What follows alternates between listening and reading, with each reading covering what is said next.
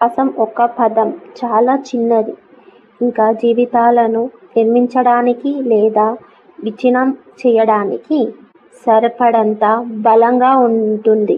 ఇది నమ్మకం కథ, చెక్క లేదా రాయితో కాకుండా విశ్వాసంతో నిర్మించబడిన ఒక వంతెన.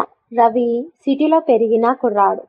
చాలా సంవత్సరాల తర్వాత తన గ్రామానికి వస్తాడు. విహారయాత్రకు కాదు, తన జబ్బుతో బాధపడుతున్న తన అమ్మమ్మను చూడడానికి. ఆమె నవ్వి అతని చేతిని పట్టుకుంది. అమ్మమ్మ అన్నది, నమ్మకం బేటా, హృదయాలను కలిపి పట్టుకునే దారం. రవి తల ఊపాడు, కానీ ఇంకా అర్థం చేసుకోలేదు.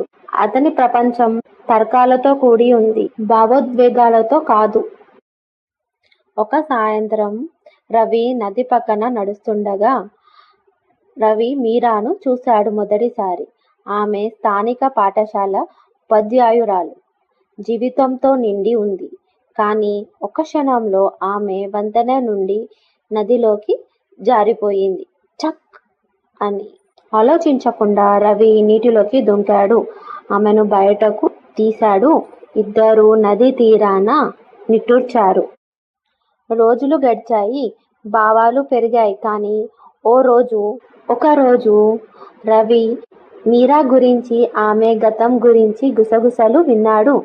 ఒక పెళ్లి కుదిరింది, తర్వాత రద్దు అవ్వడం, ఆమె విడిచిపెట్టిందని ఒక సిటీ మనిషిని అన్నట్టు విన్నాడు. అతని చంచలత్వాన్ని గమనించిన అతని అమ్మమ్మ మళ్ళీ చెప్పింది, నమ్మకం ప్రతిదీ తెలుసుకోవడం కాదు నాన్న, రుజువులు లేకుండా కూడా నమ్మడమే. అకస్మాత్తుగా రవికి అర్థమైనట్టు అనిపించి నిజాన్ని చూశాడు. ఆ రోజు రవికి నమ్మకం అంటే ఏమిటో అర్థమయ్యింది. అది కేవలం భావన కాదు, అది మన జీవితాలను కలిపి పట్టుకునే బంధం. అతను తన అమ్మమ్మను కౌగలించుకున్నాడు మరియు ఆమె జ్ఞానానికి కృతజ్ఞతలు తెలిపాడు.